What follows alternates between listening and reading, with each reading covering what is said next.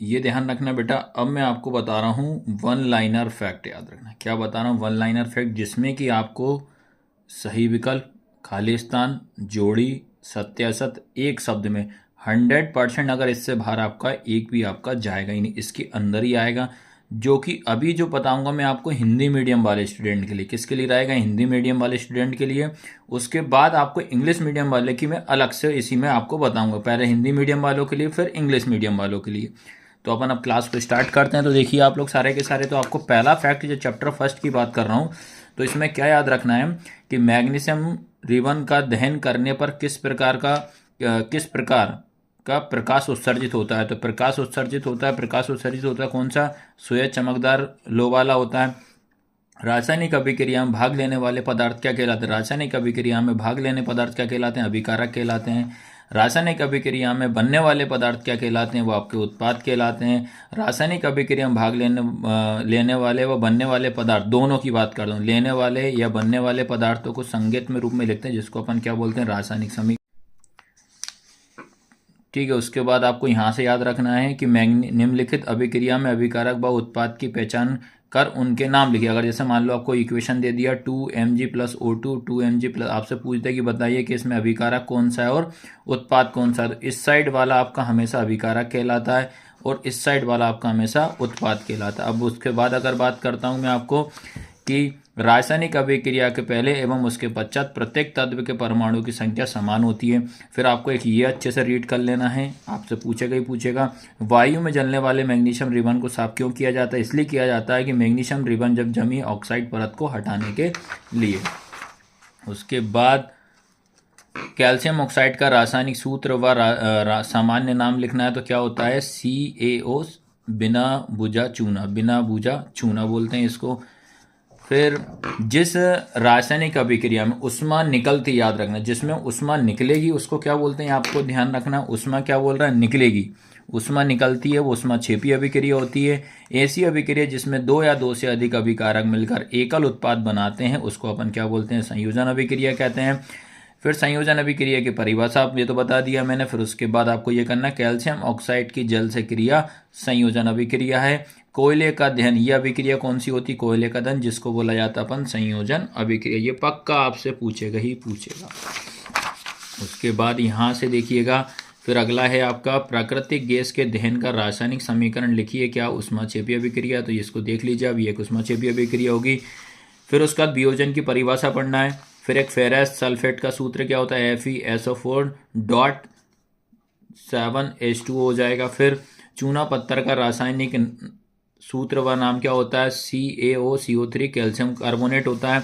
फिर यहाँ से देखिए कि सिल्वर क्लोराइड को सूर्य प्रकाश में रखने पर धूसर रंग, कौन सा रंग आएगा, धूसर रंग का होता है, क्योंकि सिल्वर क्लोराइड का सिल्वर क्लोरीन में वियोजन होता है। वियोजन अभिक्रिया में अभिकारकों को तोड़ने के लिए ऊष्मा की आवश्यकता होगी, प्रकाश की आवश्यकता होगी और विद्युत ऊर्जा की आवश्यकता होगी। विस्थापन अभिक्रिया वह अभिक्रिया जिसमें क्रियाशील तत्व अधिक क्रियाशील तत्व कम क्रियाशील तत्व को क्या कर देते हैं, विस्थापित कर देते हैं। फिर उसके बाद आता है आपका लोहे की कील को कॉपर सल्फेट के विलयन में डालने पर कॉपर सल्फेट नीला रंग कुछ समय बाद मलिन हो जाता है। उसके बाद वे अभिक्रिया जिनमें अभिकारकों के बीच आयनों का क्या होता है, आदान प्रदान होता है, दो विस्थापन अभिक्रिया कहलाते हैं।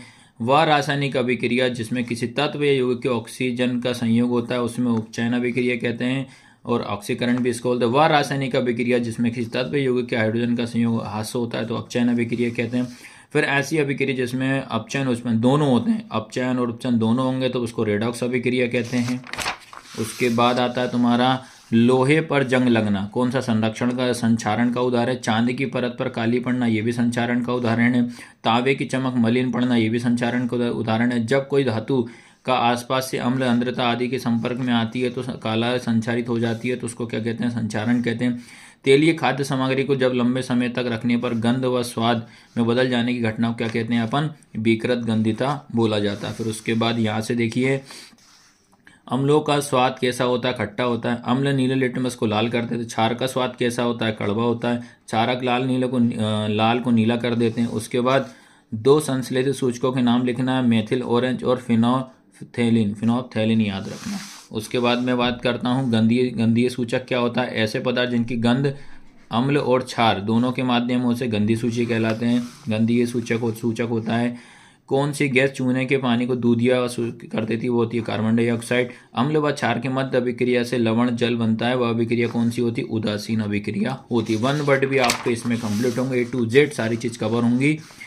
उदासीनीकरण अभिक्रिया को व्यक्त करें, क्षारक प्लस अम्ल, क्षारक प्लस लवण होगा। और आपको इसकी PDF चाहिए तो आपको जाना है प्ले स्टोर से, डुग्गू कोचिंग सेंटर की ऐप को डाउनलोड करना, फिर आपको 3 डॉट रहेंगे, उस पर क्लिक करोगे, फ्री मटेरियल में आपको आराम से ये सारी चीज़ मिल जाएंगी, ठीक है, और फ्री में ही मिलेंगे, कोई चार्ज इसका नहीं होगा। इसके बाद अगर आप 11-12 में आते हो तो हम आपकी सारी तैयारी करवाएंगे, ऑनलाइन ही करवाएंगे, और सब के सब मटेरियल आपको हमारी ऐप में मिल जाएगा। फिर आता धात्विक ऑक्साइड की प्रकृति अम्लीय और क्षारीय होती है। कैल्शियम ऑक्साइड ये वाला पढ़ लेना। फिर उसके बाद अम्ल जो होता है H+ आयन देता है, क्षारक OH- आयन देता है। फिर उसके बाद यहाँ से मैं तो कह रहा हूँ 100% आएगा, इसको आप अच्छे से रीड करना, 1 बार नहीं, 2 बार नहीं, 3 बार नहीं, 4 बार आपको इसको अच्छे से रीड करना, पक्का क्वेश्चन आएगा ही आएगा। पीएच स्केल का परास 0-14 होता है, 0 शून्य अधिक अम्लता होता है, 14 अधिक क्षारीय दर्शाता है। H+ हाइड्रोनियम आयन की सांद्रता जिनकी अधिक होती है, जो पीएच उतना क्या होता है? कम होता है। पीएच स्केल का मान 7 से कम है, वह अम्लीय विलयन होगा। यदि 7 से अधिक होता है, क्षारीय होगा। उसके बाद बात करूं, नींबू का रस 2.2 H अम्लीय होता है, शुद्ध जल 7.4 pH होता है। ये आपका पक्का पूछे, यहाँ से मैं बता दे रहा हूँ 100% इसमें से आपका एक क्वेश्चन जरूर आएगा। टिक वाले को आपको बार बार पढ़ना है, PDF के लिए आपको ऐप को डाउनलोड करना पड़ेगा। प्रबल अम्ल और प्रबल क्षार के लवण pH का मान 7 होता है, जिसको अपन उदासीन बोलते हैं।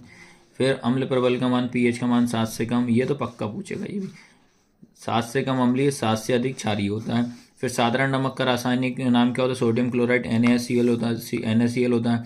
साधारण नमक NaCl का उपयोग कच्चे माल के रूप में sodium hydroxide, baking soda, washing soda, व्यंजक चूर्ण बनाने में किया जाता है। उसके बाद यहाँ से 100% लिख लीजिए आप, निम्नलिखित पदार्थों के रासायनिक नाम व्यंजक चूर्ण का पढ़ के जाइएगा। फिर आता है बेकिंग सोडा, धोने का सोडा, प्लास्टर ऑफ पेरिस, तीनों का पक्का पूछेगा। उसके बाद चैप्टर 3 की मैं बात करूं, चैप्टर 3 में कहाँ से पढ़ना है? धात्विक चमक हमने शुद्ध रूप में धातु की सतह चमकदार होती है, धात्विक ये पढ़ लेना है। आघातवर्ती क्या होता है? तन्यता क्या होता है? धातु उष्मा की सुचालक होती है, धातु का गलनांक बहुत अधिक होता है। चांदी की तथा कॉपर उष्मा के सबसे अच्छे चालक होते हैं। लेड मतलब शीशा, मरकरी उष्मा का अच्छा कुचालक होते हैं। एक ध्वनिक क्या होता है? ब्रोमीन एकमात्र ऐसा धातु की जो द्रव अवस्था में होता है। मरकरी एक ऐसा धातु की द्रव्य अवस्था में। आयोडीन एकमात्र धातु जो चमकीला होता है। कार्बन क्या पर हीरा ग्रेफाइट होता है। हीरा सबसे कठोर प्राकृतिक पदार्थ हो जो गलनांक रंग अधिक होता है, ये पढ़ना है। रेड वाले बार बार पढ़ लेना भैया। ग्रेफाइट कार्बन का अपूर्व सुचालक होता है। क्षारीय धातु इतनी मुलायम होती है चाकू से आसानी से काट, उनके लिथियम, सोडियम, पोटेशियम तीनों धातु ऐसी हैं, इनको हम आसानी से काट सकते हैं। पक्का पूछेगा क्वेश्चन आपका। धातुओं को वायु में दहन, ठीक है, जलाने पर धातु ऑक्साइड बनाता है, ठीक है, ये पढ़ना। उसके बाद आता है उभयधर्मी ऑक्साइड, जब धातु ऑक्साइड अम्ल और क्षार दोनों प्रकार का एक व्यवहार दर्शाता है। सोडियम पोटेशियम वायु से क्रिया न करके इसलिए सुरक्षित रखे तो केरोसिन तेल में डुबा रखा जाता है। सोडियम सबसे अधिक अभिक्रियाशील धातु, ये पढ़ना है। फिर उसके बाद आता है तुम्हारा मैग्नीशियम, गर्म जल के साथ क्रिया कर मैग्नीशियम हाइड्रोक्साइड में हाइड्रोजन गैस बनाती है। एक बार एजिया पक्का आएगा। 3.3:1 हाइड्रोक्लोरिक अम्ल एवं सांद्र नाइट्रिक अम्ल यह प्रबल संचारक होता है। सख्त श्रेणी व श्रेणी जिसमें धातु की क्रियाशीलता को अवरोही क्रम में व्यवस्थित किया जाता है, ये पढ़ना। उसके बाद बात करते हैं NaCl का, ये डॉट स्ट्रक्चर रहेगा। उसके बाद आता है आपका खनिज पृथ्वी की भूपृष्ठ में प्राकृतिक रूप से पाए जाने वाले तत्वों का यौगिक को खनिज कहते हैं। अयस्क धातु के खनिज को लाभकारी व्यवस्था में निकलना अयस्क कहलाता है। भर्जन क्या होता है? निष्पादन क्या होता है? संक्षारण क्या होता है? संक्षारण के सुरक्षा पेंट करके तेल लगाकर ग्रीस, यशोदलन, लोहे पर जस्ते की परत चढ़ानी, सब आएगा आपका सही पूछता है। उसके बाद आता है तुम्हारा चैप्टर 4 की अगर हम बात करें, चैप्टर 4 में कार्बन है उसके यौगिक, इसमें आपको पढ़ना कार्बन यौगिक विद्युत के अच्छे चालक नहीं होते, केवल ग्रेफाइट होता है। कार्बन की संख्या ये तो नहीं आता। फिर हाइड्रोजन, ये डॉट स्ट्रक्चर तो आपको मैं बता चुका हूँ, ये आपको अच्छे से पढ़ लेना है।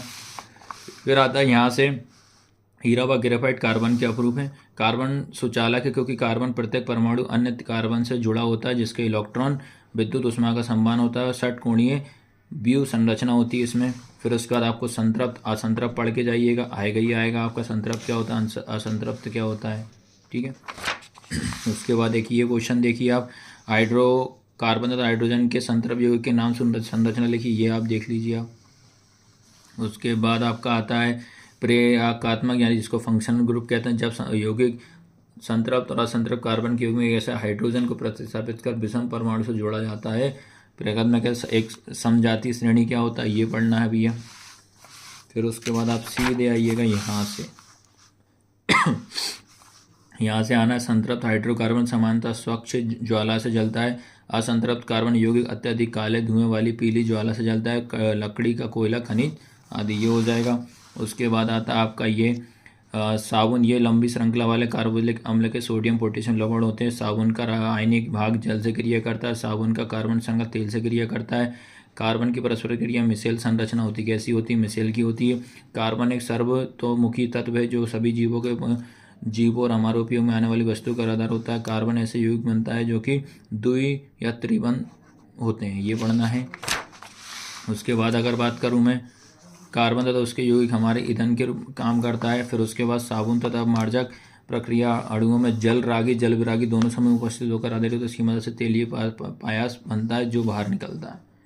जल रागी जल विरागी अच्छे से करना है। उसके बाद जैव प्रक्रम पढ़ना ही पढ़ना है। एंजाइम क्या होता है, ये पढ़ के जाइएगा। ये 1 वर्ड के क्वेश्चन है। प्रकाश संश्लेषण की क्रिया बताइए। प्रकाश संश्लेषण प्रक्रिया में कौन सी घटनाएं संपादित हैं। प्रकाश संश्लेषण के लिए आवश्यक कच्ची सामग्री पौधों से प्राप्त होती है। उसके बाद हमारे शरीर में भोजन की उपयुक्त ऊर्जा किस रूप में संचित किया, ये पढ़ना। पत्ती लीफ की सतह पर पाए जाने वाले छिद्रों के नाम और कार्य लिखना। रंध्र जिसको बोला जाता है, रंध्र के 2 डायग्राम आपको याद रखना है। वे जीव जो पोषण के लिए प्रत्यक्ष या अप्रत्यक्ष रूप से स्वपोषी पर निर्भर होते हैं, ये विषमपोषी कहते हैं। या ऐसे पोषण विषमपोषी कहते हैं। वे जीव जो CO2 वायुमंडल या भार एवं जल ग्रहण करके क्लोरोफिल एवं सौर ऊर्जा प्रकाश की उपस्थिति में प्रकाशन की क्रिया कर अपना भोजन स्वयं बनाते हैं। फिर पौधे में रंध्र कब बंद होता है, ये पढ़ना है। जब प्रकाश संश्लेषण के लिए CO2 की आवश्यकता नहीं होती तब पौधे इन छिद्रों को बंद कर देते हैं। पौधों में रंध्र खुलने में रक्षक कौन सी कैसे कार्य करती है। रक्षक कोशिकाओं में जब जल अंदर जाता है तो फूल जाती है और रंध्र खुल जाता है। उसके बाद ये पढ़िएगा विषमपोषी जीवों के नाम। फिर आता है उसके बाद ऐसे जीव के नाम लिखिए जो पौधे एवं जंतुओं को बिना मारे उनसे पोषण करते हैं। फिर उसके बाद आता है एक कोशिकीय जीव का नाम लिखिए जिसका आकार निश्चित होता है। पैरामीशियम बोला। लाल ग्रंथि से निकलने वाले रस को क्या बोलते हैं, लार या लालाश रस बोलते हैं। लार में पाए जाने वाले एंजाइम का नाम क्या होता है, लार या एंजाइम एमाइजिलेज बोलता जाता है। मनुष्य की अमाशय की भित्ति में कौन सी ग्रंथि पाई जाती है, जठर ग्रंथि पाई जाती है। स्टार्च के जटिल अणु को सरल शर्करा में कौन सा एंजाइम परिवर्तित करता है, एमाइलेज करता है। फिर उसके बाद आता है ये पढ़िएगा मनुष्य। देखो एक तो इसको रीड भी कर लोगे ना एक बार तो कोई कुछ नहीं जाएगा भैया, आ जाएगा। मनुष्य के यकृत से स्रावित होने वाले रस का नाम क्या होता है, पित्तरस होता है। ये एक बार आप आराम से रीड कर सकते हो। फिर आता है यहाँ से ये आता है आपका कि मनुष्य की पेशियों में लैक्टिक अम्ल का निर्माण कब होता है। पेशियों में जब ऑक्सीजन का अभाव हो जाता है। पायरुवेट 3 कार्बन अणु लैक्टिक अम्ल में परिवर्तित करता है। ऊर्जा मुक्त किसे कहते हैं, एटीपी का कार्य क्या होता है, पेशियों के सिकुड़ने, तंत्रिका आवेग का संचारण, प्रोटीन संश्लेषण। फिर उसके बाद आता तुम्हारा श्वसन क्रिया में स्थलीय जंतु ऑक्सीजन कहाँ से ग्रहण करते हैं, वायुमंडलीय ऑक्सीजन से। ये आप अच्छे से देख लेना भी एक बार। उसके बाद हम बात करें इसके बाद प्लाज्मा किसे कहते हैं, ये पढ़ना। रुधिर माध्यम को प्लाज्मा कहते हैं। ऐसे जीव का नाम लिखिए जिसमें गिल द्वारा सांस होता है, क्लोम जिसको मछली होता है। उसके बाद मनुष्य के हृदय में कितने कक्ष होते हैं, मनुष्य के हृदय में 4 कक्ष होते हैं, 2 आलिंद और 2 नीले। मनुष्य के हृदय में आलिंद और नीले से किसकी भित्ति मोटी होती है, तो नीले की होती है। उसके बाद ऐसे जंतुओं के नाम लिखिए जिनके हृदय में 3 कोष्ठ पाए जाते हैं, जल, स्थल, जल और बहुत से सरीसृप। मछली के हृदय में कितने कोष्ठ होते हैं, 2 कोष्ठ होते हैं। मछलियों के शरीर में एक चक्र में कितनी बार रुधिर हृदय में होता है, 1 बार होता है। उसके बाद रक्तदाब किससे कहते हैं, ये पढ़ना। रुधिर वाहिकाओं की भित्ति के विरुद्ध जो दाब लगता है उसे रक्तदाब कहते हैं। मनुष्य में सामान्य प्रकुचन दाब तथा अनुशीथिलन दाब कितना होता है, 120 mm Hg एवं 80 mm Hg। प्रकुचन दाब, अनुशीथिलन दाब। फिर उसके बाद ये पढ़ना है धमनी की भित्ति कैसी होती, मोटी लचीली होती। वे नलिकाएं जो विभिन्न अंकों से रुधिर एकत्र करके वापस हृदय में लाती हैं उसे कहते हैं शिराएं कहते हैं। लसिका किसे कहते हैं, कोशिका की भित्ति में उपस्थित छिद्रों तथा कुछ प्लाज्मा प्रोटीन तथा रुधिर कोशिकाओं बाहर निकलकर उत्तक के अंतर कोशिकीय अवकाश में आ जाते हैं उसे लसिका कहते हैं। लसिका का रंग कैसा होता है? रंगीन होता है। प्रकाश संश्लेषण की क्रिया पौधे में किस भाग में होती है? तो ये पता होना चाहिए, पत्ती में होती है। जाइलम का कार्य क्या होता है? जाइलम जड़ के द्वारा मृदा से जल खनिज लवण को अवशोषित कर पौधे के विभिन्न भागों तक पहुंचाती है। फ्लोएम का कार्य क्या होता है? फ्लोएम भोजन को पौधे के विभिन्न भागों तक पहुंचाती है। उसके बाद आता तुम्हारा ये कि कोशिका का ऊर्जा घर माइटोकॉन्ड्रिया कहलाता है। वे सभी प्रक्रम जो सम्मिलित रूप से अनुकरण का कार्य करते हैं जे प्रक्रम कहलाते हैं। उसके बाद जीवधारियों में ऊर्जा मुद्रा का नाम लिखिए एटीपी। फिर ऑक्सीजन की उपस्थिति में पायरुवेट का विखंडन माइटोकॉन्ड्रिया में होता है। फिर उसके बाद ये पढ़िएगा, मानव शरीर में ऑक्सीजन का परिवहन के लिए हीमोग्लोबिन उत्तरदायी होता है। सरीसृप जंतुओं में 3 कोष्ठीय हृदय होते हैं। धमनियों की भित्ति मोटी लचीली होती है। धमनियों में कपाट पाए जाते हैं। पादपों में जल का संवहन जाइलम उत्तक द्वारा होता है। पादपों में भोजन का संवहन फ्लोएम उत्तक द्वारा होता है। फिर आता है चैप्टर 6 में नियंत्रण एवं समन्वय। मस्तिष्क का आपको पढ़ना है। मानव मस्तिष्क मुख्यतः 3 भागों में बांटा गया। पहला अग्र, जिसको अर्धगोला कहते हैं, मध्य अनुमस्तिष्क, पश्च मस्तिष्क होता है। ग्रंथि पूछेगा तो कोशिकाओं का ऐसा समूह या उत्तक जो तरल पदार्थ स्रावित करता है उसे ग्रंथि कहते हैं।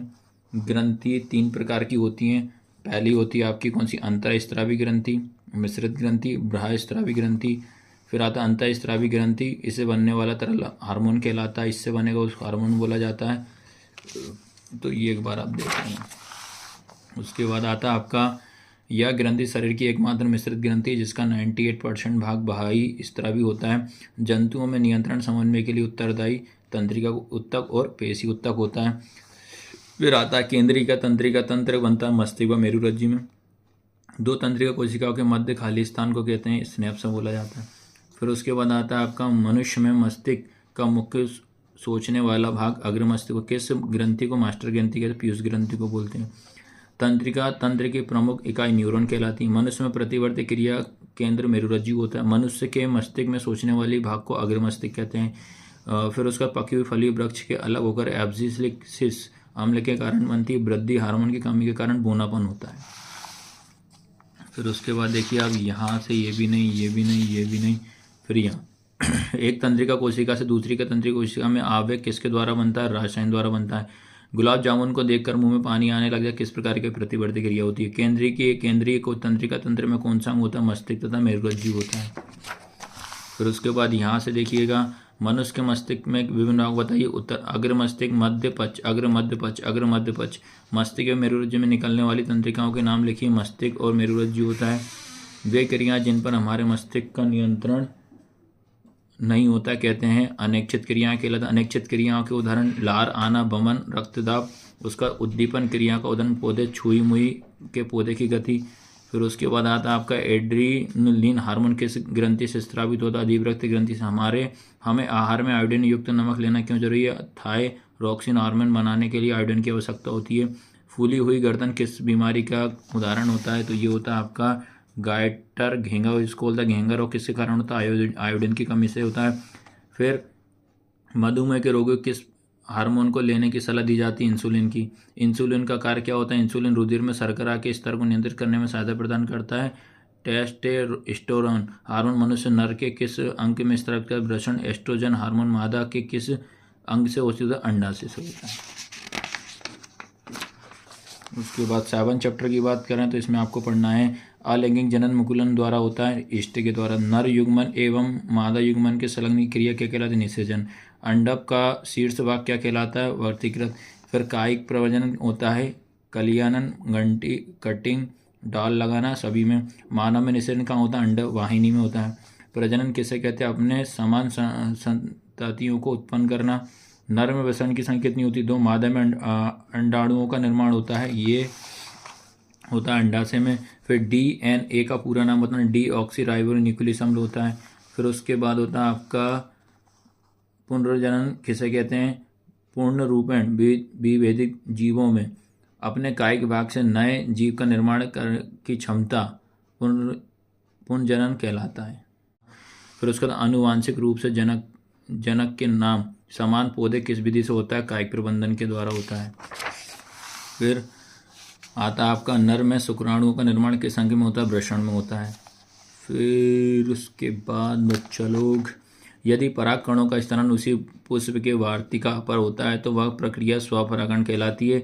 जब पुष्प में पुष्कर अथवा स्त्री केसर में से कोई एक जननांग उपस्थित होता है तो पुष्प एक लिंगी कहलाता है। यदि एक पुष्प के परागण दूसरे पुष्प को स्थानांतरित करता है तो वो क्या कहलाती है? परागण कहलाती है। मनुष्य के शरीर में शुक्राणु का निर्माण वृषण में होता है। मनुष्य के शरीर में अंडाणुओं का निर्माण अंडाशय में होता है। भ्रूण को माँ के रुधिर में पोषण प्लेसेंटा नामक संरचना से प्राप्त होता है। लैंगिक प्रजनन में युग्मन का निर्माण होता है। पौधे में लंबाई की वृद्धि में ऑक्जेनोमीटर यंत्र की सहायता से होता है। उसके बाद बात करें मादा में अंडाशय की संख्या होती है। कायिक प्रबंधन की प्रक्रिया में पौधे के विभिन्न भागों से नवीन पौधे निर्माण होता है। इस प्रक्रिया को कायिक प्रबंधन या कृत्रिम अलैंगिक जनन कहते हैं। उसका द्विखंडन एक कोशिकीय जीवों में कोशिका विभाजन द्वारा दो बराबर भागों में विभक्त होती है तथा प्रत्येक भाग के नए जीव को जन्म देता है। इस प्रक्रिया को द्विखंडन कहते हैं। परागण एवं निषेचन क्या होता है? ये दो अंतर पढ़ लेना।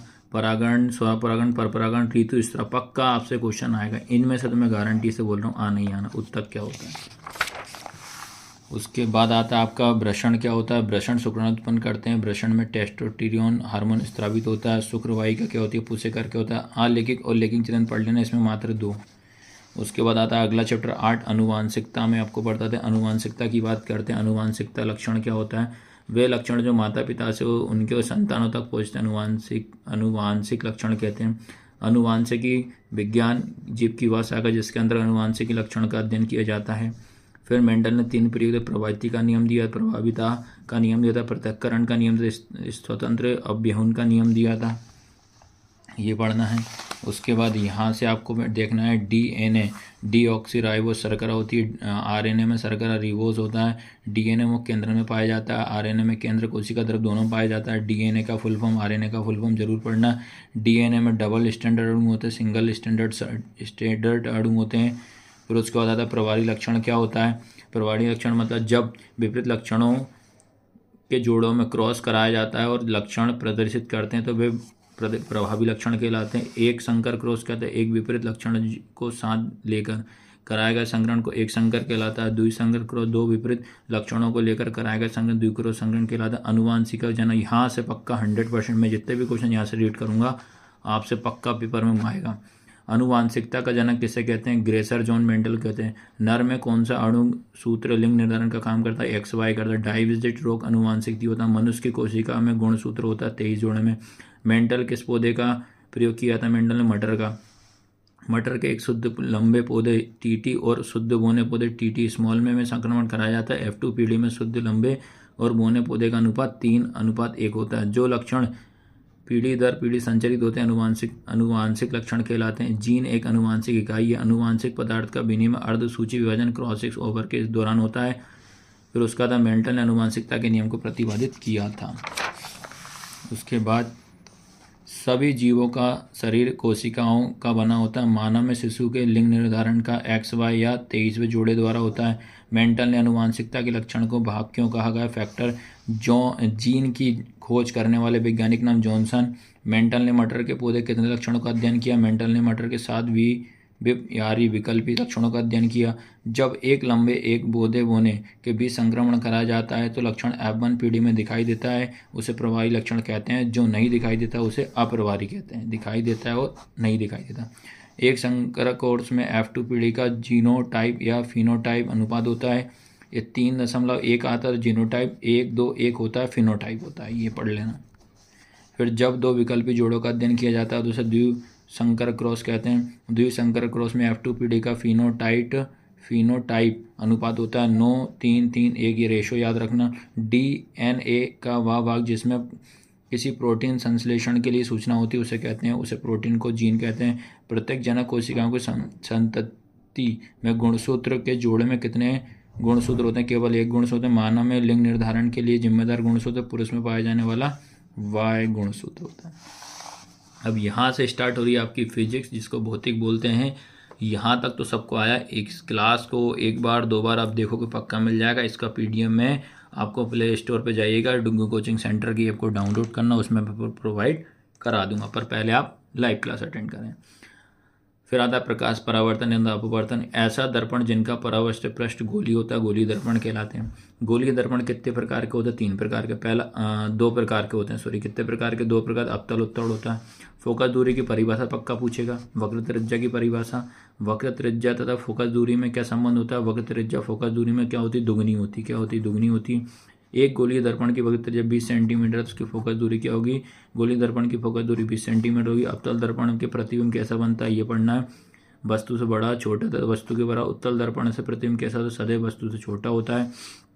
उसके बाद आता है तुम्हारा अवतल दर्पण वस्तु का प्रतिबिंब वास्तविक बनता है तथा आभासी होता है, वास्तविक प्रतिबिंब बनता है।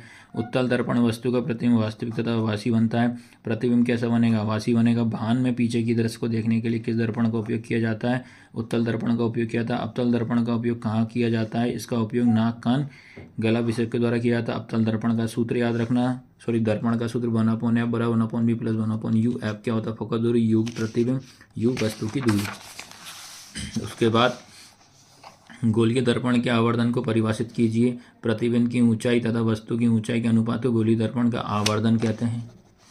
स्नेल का अपवर्तन नियम अपवर्तन कोण की जा साइन आई तथा अपवर्तन कोण की जा साइन अनुपात में होता है, इसे स्नेल का अपवर्तन का नियम, स्नेल का नियम भी कहते हैं। फिर उसका अपवर्तनांक और माध्यम में प्रकाश की चाल n/1 माध्यम में एक प्रकाश की चाल, ये पढ़ लेना। सघन माध्यम से प्रकाश की चाल कैसी होती है? अधिक या कम? सघन माध्यम प्रकाश की चाल कम होती है। लेंस की क्षमता की परिभाषा। लेंस की दूरी गई उत्क्रम को लेंस की क्षमता कहते हैं।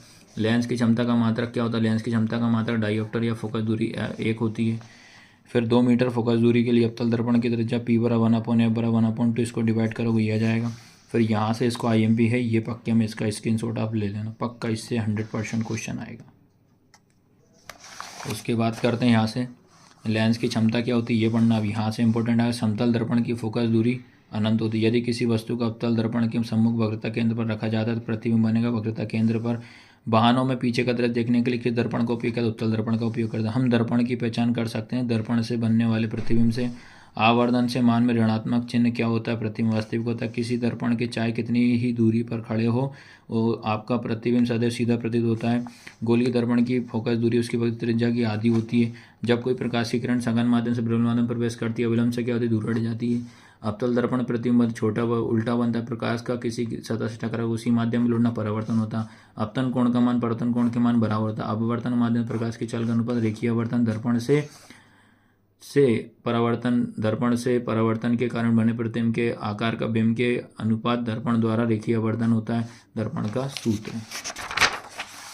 फिर उसके बाद आता है उस दर्पण का नाम बताइए जो बिंब का सीधा आवर्तिक बड़ा होता है। अवतल के दर्पण के एक अपतित किरण समतल दर्पण 30 डिग्री का अपतन कोण बनाती है तो परावर्तन कोण का मान क्या होता है? 30 डिग्री। सेम ही होगा, जो 30 होगा तो ये भी 30 ही होगा। वे दर्पण जिनका परावर्तक तल गोलीय दर्पण होते हैं 2 प्रकार के होते हैं, अवतल दर्पण और उत्तल दर्पण। वाहनों में पीछे का दृश्य देखने के लिए उत्तल दर्पण का उपयोग किया था। हीरे का अपवर्तन 2.42 है। इस कथन का अभिप्राय है कि वायु में प्रकाश की चाल और हीरे में प्रकाश की चाल का अनुपात 2.4 है, ये पढ़ लेना। वास्तविक आभासी में अंतर 2 पढ़ लेना। उसके बाद निकट दृष्टि दोष क्या होता है? दूर दृष्टि दोष क्या होता है? इसको कौन सा लेंस का उपयोग किया जाता है? इसमें अवतल लेंस का उपयोग किया जाता है, इसमें उत्तल लेंस का उपयोग किया जाता है। फिर आता है तुम्हारा जरा दृष्टि दोष की बात करें तो जरा दृष्टि में क्या होता है? व्यक्ति नेत्र के पास निकट दृष्टि दोष और दृष्टि दोष। जरा दृष्टि के दौर के लिए द्विफोकसी लेंस का उपयोग करते हैं। प्रकाश का वर्ण विक्षेपण क्या होता है? उसका प्रकाश के वर्ण क्रम में प्रिज्म के आधार की ओर तथा शीर्ष की ओर कौन सा रंग होता है? मानव नेत्र की समान दृष्टि के दूर बिंदु निकट बिंदु से कितनी दूरी पर होता है? तो ये 25 याद रखिएगा। तारे क्यों टिमटिमाते हैं? प्रकाश की किस घटना के कारण आकाश नीला दिखाई देता है? सूर्योदय एवं सूर्यास्त के समय सूर्य के चारों ओर का भाग लाल दिखाई देता है, ये किस घटना के कारण? तो अपवर्तन के कारण होता है। प्रकाश के बढ़ने क्रम में सबसे अधिक तरंग दैर्घ्य किस रंग का होता है? लाल रंग का तरंग दैर्घ्य होता है। स्पष्ट दृष्टि का दूर बिंदु अनंत तथा निकटतम बिंदु 25 सेंटीमीटर पर होता है, अर्थात कोई व्यक्ति अनंत से 25 सेंटीमीटर तक दूरी पर वस्तुओं को स्पष्ट देख पाता है तो वो उसका नेत्र कैसा होता है? स्वास्थ्य होता है, अच्छा होता है।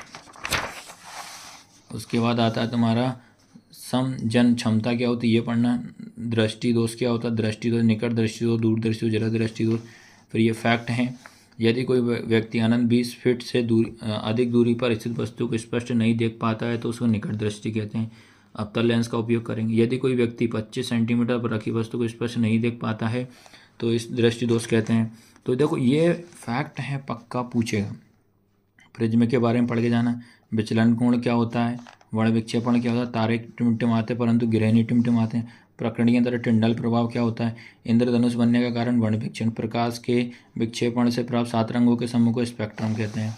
उसके बाद बात करते हैं आकाश का नीले रंग का होना प्रकाश का प्रकरणीय होता है। प्रिज्म के 2 फलकों के बीच कौन सा कोण होता है, प्रिज्म कोण होता है। वर्ण विक्षेपण प्रिज्म से, प्रिज्म द्वारा बैंगनी रंग की प्रकाशीय किरणों का विचलन सर्वाधिक होता है। मानव नेत्र में प्रकाश एक पतली झिल्ली से होकर प्रवेश करता कॉर्निया कहलाता है। उसका दूरदर्शी दोष का कारण नेत्र का कहता छोटा होता है। आंखों के रंगीन भाग को आइरस कहते हैं। मानव नेत्र का कॉर्निया नेत्रदान में दान किया जाता है। आँख के बीच के छिद्रों को पुतली कहते हैं। उसके बाद किसी चालक में विद्युत आवेश प्रवाह की दर को विद्युत धारा कहते हैं। विद्युत धारा का मात्रक एम्पियर होता है। इलेक्ट्रॉन पर आवेश का मान 1.6 × 10⁻⁻⁻⁻⁰ कूलम होता है। विभव एक विभवांतर का मात्रक, विभव और विभवांतर का मात्रक वोल्ट होता है। यहाँ से 100% आपसे पूछेगा। उसके बाद बात करता हूँ 1 वोल्ट की परिभाषा पढ़ना है। विभवांतर की माप किसी यंत्र के द्वारा नापते वोल्ट मीटर के द्वारा नापी जाती है। विद्युत सेल का प्रतिरोध, ये विद्युत सेल का ये चित्र ऐसा होगा, प्रतिरोध का ऐसा होगा। किसी चालक का वह कौन सा गुण है जो अपने प्रभावित होने वाले आवेश के प्रभाव को वितरित करता है, चालक का प्रतिरोध। प्रतिरोध का मात्रक ये आपको पढ़ना है। 1 ओम बराबर प्रतिरोध का मात्रक हमें क्या होता है, ओम होता है। उसके बाद बात करता हूँ कि विद्युत परिपथ में परिपथ के प्रतिरोध को परिवर्तित करने के लिए प्रयुक्त युक्ति का नाम क्या होता है, धारा नियंत्रक होता है। किसी चालक का प्रतिरोध उसकी लंबाई पर किस प्रकार निर्भर करता है, लंबाई के समानुपात और आर और एल। ठीक है। उसके बाद अगर यहाँ से तो आपका ये, उसके बाद परिपथ के अधिक प्रतिरोध प्राप्त करने के लिए प्रतिरोधों किस क्रम में जोड़ा जाता है, श्रेणी क्रम में। कम प्रतिरोध प्राप्त करने के लिए प्रतिरोध किस क्रम में जोड़ा जाता है, समांतर क्रम में। विद्युत लीटर में धारा प्रवाहित करने, गर्म या ऊष्मा उत्पन्न करने किस प्रकार दर्शाती, विद्युत धारा उसमें होता है। विद्युत धारा, ठीक है, विद्युत धारा I द्वारा समय t में उत्पन्न ऊष्मा H में संबंध होता है। H बराबर I का स्क्वायर RT होता है। फिर विद्युत ऊर्जा की क्षय होने के कारण विद्युत शक्ति होता है। विद्युत शक्ति P1 विभवांतर B, विद्युत धारा में संबंध P बराबर VI होता है। विद्युत शक्ति का ऐसा ही मात्रक क्या होता है, वाट होता है। वाट तथा किलोवाट में क्या संबंध होता है, 1 किलोवाट बराबर 1000 वाट होता है। विद्युत ऊर्जा का व्यापारिक मात्रक किलोवाट घंटा होता है। समान बोलचाल में क्या कहते हैं, यूनिट कहते हैं। 1 किलोवाट घंटा तथा जूल में क्या संबंध होता है, 1 किलोवाट घंटा 3.6 × 10⁻6 जूल होता है। विद्युत आवेश प्रवाह की दर को विद्युत धारा कहते हैं। इसका ऐसे ही मात्रक एम्पियर होता है। विद्युत धारा बराबर प्रवाहित आवेश बटे समय या I बराबर Q/T होता है। यदि किसी चालक के प्रति 1 कूलम आवेश प्रवाहित की जाती है तो विद्युत धारा का मान 1 एम्पियर कहलाता है। उसके बाद विद्युत धारा के सतत तथा बंद पत्र को विद्युत परिपथ कहते हैं। फिर उसके बाद एकांक आवेश को एक बिंदु से दूसरे बिंदु तक ले जाने में किया गया कार्य दोनों को बिंदुओं के बीच के विभवांतर तुल्य होता है। 2 बिंदुओं के विभवांतर किया गया कार्य बटे आवेश है ना, W/Q होता है। विभवांतर का ऐसा ही मात्रक वोल्ट होता है। 1 वोल्ट क्या होता है, ओम का नियम क्या होता है, चालक का प्रतिरोध 100% आएगा। विद्युत शक्ति कैसे क्या होता है, छोटी छोटी परिभाषा पढ़ना और एक इसका स्क्रीनशॉट जरूर ले लेना। यहाँ से बता रहा हूँ मैं 100% आएगा कि विद्युत परिपथ में सामान्यतः उपयोग होने वाले अवयव। इसमें आपको विद्युत सेल का ये प्रतीक, बैटरी तथा सेलों का कैसा होता है, खुली प्लग कुंजी तथा स्विच का कैसा होता है, बंद प्लग कुंजी स्विच का ऐसा होता है, तार संधि का, बिना संधि के तार ऐसा होगा, विद्युत बल्ब का ऐसा होना, प्रतिरोधक का ये, परिवर्तित प्रतिरोध व धारा नियंत्रक का ये होगा, एमीटर का, वोल्ट मीटर का। तो ये पक्का आप स्क्रीनशॉट जरूर ले लेना भैया, इसका तो पक्का आपसे पूछेगा ये। उसके बाद अगर हम बात करें एमीटर की, तो एमीटर को परिपथ में सदा कौन से श्रेणी क्रम में जोड़ते हैं, प्रतिरोध का मात्रक ओम होता है। यदि विभवांतर को वोल्ट में, धारा एम्पियर में मापे जाते हैं तो शक्ति का मात्रक वोल्ट एम्पियर होता है। एक अश्व शक्ति में 746 वोल्ट होते हैं। विभवांतर का मात्रक वोल्ट मीटर होता है। किसी तार का प्रतिरोध उसकी लंबाई के अनुक्रमानुपाती होता है। एक आदर्श वोल्ट मीटर का प्रतिरोध कैसा होता है, 0 होता है। फ्यूज किसी संयंत्र के साथ हमेशा श्रेणी क्रम में जोड़ा। फ्यूज को कौन से जोड़ते हैं, श्रेणी क्रम में, याद रखना कौन से क्रम में, श्रेणी क्रम में। उसके बाद अगर मैं बात करूँ, अधिक विभवांतर प्राप्त करने के लिए सेलों को श्रेणी क्रम में जोड़ा जाता है। फिर यहाँ से पक्का पूछेगा घरों में कौन सा, तो श्रेणी क्रम में जोड़ते हैं घरों में। फिर विभवांतर द्वारा धारा और प्रतिरोध के संबंध V बराबर IR होता है। 3 प्रतिरोध श्रेणी क्रम में जोड़ेंगे तो R1 + R2 होगा। समांतर या पार्श्व क्रम में जोड़ेंगे, समांतर पार्श्व क्रम एक ही होता है। आवेश तथा विद्युत धारा में संबंध क्या होता है? Q अपॉन T होता है। विद्युत आवेश का मात्रा कूलाम होता है। एकंग आवेश को किसी परिपथ के एक बिंदु दूसरे बिंदु तक ले जाने में किया गया कार्य विभवांतर होता है। किसी परिपथ में बहने वाली विद्युत धारा को नियंत्रित करने वाले अवयव को क्या कहलाता है? धारा नियंत्रक कहलाते हैं। फिर उसके बाद बात करते हैं विद्युत संचारण के लिए प्राय किन दो धातुओं के तारों को उपयोग किया था? तांबा और एल्यूमीनियम। विद्युत परिपथ क्या होता है? फिर उसके बाद आता पार्ट 12 विद्युत धारा के चुंबकीय प्रवाह। किसी चालक तार में विद्युत धारा प्रवाह करने में चारों ओर चुंबकीय क्षेत्र उत्पन्न होता है। ऐसे प्रवाह इन्हें प्रवाह कहते हैं। वह रेखा जिनके अनुदिश लोहे चूर्ण स्वयं संरेखित होता है चुंबकीय क्षेत्र रेखाएं कहलाता है। चुंबकीय क्षेत्र रेखा बंद वक्र की बनती है, खुला बंद वक्र होता है। फिर चुंबकीय क्षेत्र की दिशा में उत्तर से दक्षिण की ओर होती है। फिर आता है आपका किसी विद्युत धारावाही चालक के संबंध चुंबकीय क्षेत्र की दिशा किस नियम पर होती है? दाहिने हाथ के अंगूठे पे। दाहिने हाथ अंगूठा क्या होता है? ये पढ़ना पक्का आएगा। फिर उसके बाद आता तुम्हारा चुंबकीय क्षेत्र में स्थित किसी विद्युत धारा के चालक बल की दिशा किस नियम पर करती है? फ्लेमिंग के बाएं हाथ का नियम। फ्लेमिंग के बाएं हाथ के नियम चुंबकीय क्षेत्र में किसको तर्जनी के द्वारा। फ्लेमिंग के बाएं हाथ के नियम में मध्यमा किसको दर्शाती है? चालक में बहने वाली धारा को दर्शाती है। फ्लेमिंग के बाएं हाथ के नियम में बल की दिशा को किससे द्वारा दर्शाता है? अंगूठा के द्वारा। हमारे घरों में विद्युत शक्ति की बोल्ट पर प्राप्त होता है 220 वोल्ट है। घरेलू परिपथ में सुरक्षा के लिए किस युक्ति का विद्युत फ्यूज का यूज करते हैं? विद्युत परिपथ के लघु पतन या अति भ्रमण के होने वाले हानि से सुरक्षा महत्वपूर्ण होती है, तो क्या युक्ति का नाम विद्युत फ्यूज होता है? भू संपर्क सुरक्षा, ये पढ़ लेना। समान घरेलू विद्युत परिपथ में कैसे जोड़ते हैं? समांतर क्रम में जोड़ते हैं। उसके बाद एक ये पढ़ लेना भैया, ठीक है। अब आता है तुम्हारा यहाँ पे चुंबक एवं चुंबकीय क्षेत्र। ये जरूर पक्के में पूछेगा एग्जाम। भू संपर्क तार क्या होता है? लघु पतन क्या होता है? अधिभरण क्या होता है? चुंबकीय क्षेत्र उत्पन्न करने के दो तरीके, लघु पतन से बचने का उपाय, भूसंपर्क वाला, विद्युत फ्यूज वगैरह पढ़ना। अब इसका एक लास्ट चैप्टर इसके बाद याद रखना, ठीक है। और सेम ऐसी आपको इंग्लिश मीडियम वाले बच्चों को भी कराएंगे, तो इंग्लिश मीडियम वाले बच्चे टेंशन ना लें। जैव निम्नीकरण पदार्थ, फलों के छिलके, केक एवं नींबू निम्नलिखित में से कौन पर्यावरण मित्र व्यवहार करते हैं? ये आएगा उपरोक्त सभी चारों करते हैं। उसके बाद ये है हरे पादप किस पोषीय स्तर में पाए जाते हैं? प्रथम में। सबसे बड़ा पारितंत्रिक है महासागर। एक पारितंत्रिक में मानव सर्वभारी होता है। ऊर्जा का पिरामिड सदैव सीधा होता है। ओजोन परत की हानि पहुंचाने वाला रसायन CFC क्लोरोफ्लोरो होता है। पारितंत्र में ऊर्जा का प्रभाव होता है एक दिशक होता है। विश्व पर्यावरण दिवस 5 जून को मनाया जाता है। उसके बाद वर्षा के पानी को एकत्रित करना व इसे उपयोग में लाना कहलाता है वर्षा जल संग्रहण। हरे पौधे कहलाते उत्पाद। एक पोषी स्तर से दूसरे पोषी स्तर के लिए ऊर्जा का स्थानांतरण करना 10 होता है। फिर उसके बाद आता है तुम्हारा पौधे अपना भोजन किस प्रक्रिया द्वारा, मतलब प्रकाश संश्लेषण। जो पदार्थ उसमें जीवों द्वारा अपघटित होते हैं क्या कहलाते हैं? जैव निर्माण कहलाते हैं, जैव निम्नीकरण कहलाते हैं।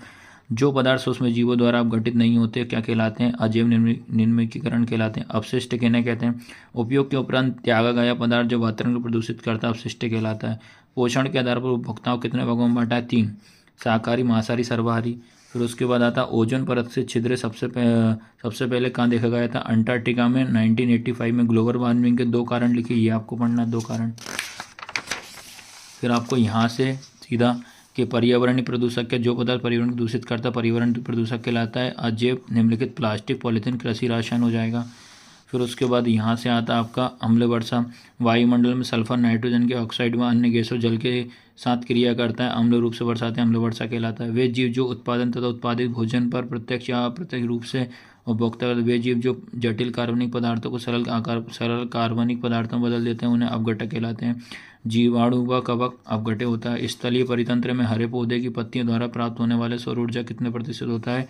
1% होता है। एक पोषक स्तर दूसरे पोषक स्तर को कार्बनिक पदार्थ कितनी मात्रा अलग का स्तर तो बोले 10%। किस पोषक स्तर के बाद उपयोगी ऊर्जा की मात्रा बहुत कम होती है?